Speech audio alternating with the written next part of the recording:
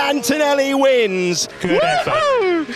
Pretty terrible. Ferrari is bringing their biggest upgrade package of the entire 2026 season to Miami. But will Lewis Hamilton finally be smiling?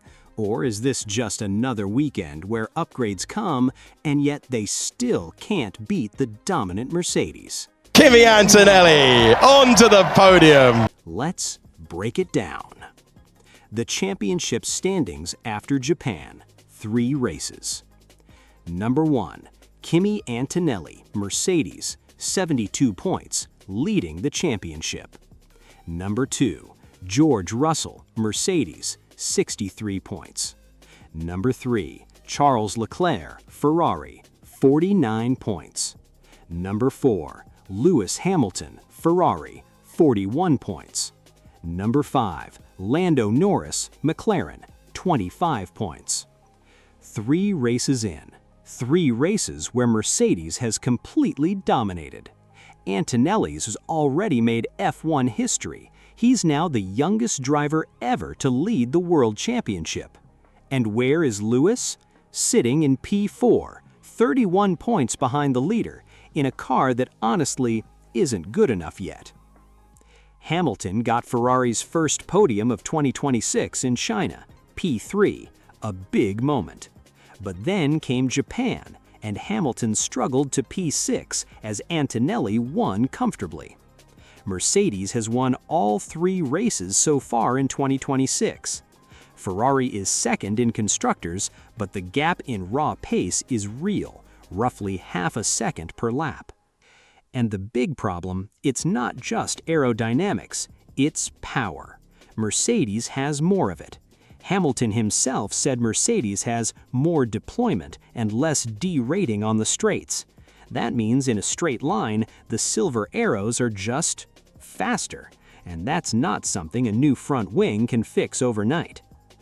Now here's where it gets interesting, because on paper this upgrade is massive. Fred Vasseur himself called it a package and a half. He said they originally planned to bring these updates to Bahrain, but when Bahrain and Saudi Arabia were dropped from the calendar, Ferrari used that extra development time to build something even bigger. The Miami upgrade package includes new revised front wing, major floor overhaul targeting more downforce and weight reduction, diffuser changes, the Macarena rear wing, Ferrari's innovative pivoting rear wing concept that could unlock straight line speed, better software for energy management, chassis tweaks, new front suspension architecture with adjustable mounting, inspired by Mercedes' own concepts. Reports say at least half the car will be modified. Some sources say it could deliver a few tenths of a second per lap.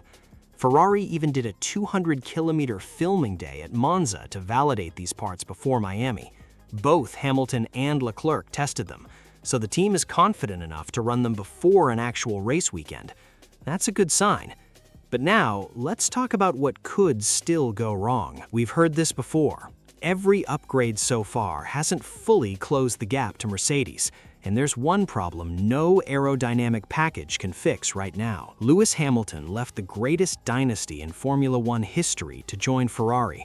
He walked away from a team that had won 6 Constructors' Championships in a row to chase his 8th driver's title with the Prancing Horse. In 2025, it was a disaster. No podiums, the whole season. For Lewis Hamilton, the greatest driver alive, that was painful to watch. 2026 has been better. He's adapting faster. He's communicating better with the team. Carlos Santi, his race engineer, is confirmed to stay for Miami. There's stability now, but the power unit problem is the elephant in the room. Reports suggest Ferrari are approximately 25 to 30 horsepower behind Mercedes. Some sources have even debated whether it's more. Hamilton publicly pointed to Mercedes' straight line speed as the key advantage, saying the W17 has more deployment and less derating at the end of the straights. Ferrari's plan? They're not expected to bring a major engine upgrade until mid-season. They're using ADUO, additional development and upgrade opportunities, to improve. But right now, they're compensating with aerodynamics, which can only do so much. It's frustrating to see, honestly.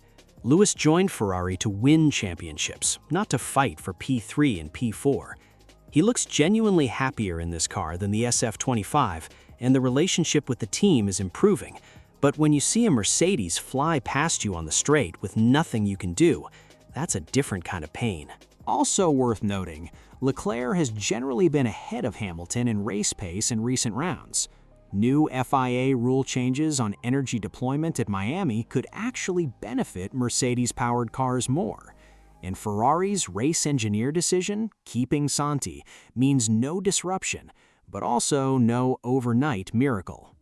Will this complete 2026 car vision finally show up in Miami, or will it be another weekend of almost? The optimistic case. If the Macarena wing works, Ferrari close the straight-line speed deficit. The floor upgrade adds downforce. The package delivers those few tenths, and Ferrari are genuinely fighting for pole and the win. Hamilton finally gets to challenge for a race victory. The Miami sprint becomes a statement moment. The realistic case. Ferrari improve, but Mercedes also bring targeted updates to Miami. The gap closes from 0.5 seconds to maybe 0.2 to 0.3 seconds. Ferrari fight for podiums, but both silver arrows are still ahead. Hamilton finishes P4 or P5, an improvement but not the breakthrough moment. Personally, I think we'll see a better Ferrari in Miami. The upgrades are real, the Monza filming day gave the team data they needed, and Miami is a circuit where aerodynamic efficiency matters, which could suit Ferrari's direction. But beating both Mercedes cars this weekend, that looks very difficult. Mercedes is expected to bring their own updates too, and Antonelli right now is just on another level.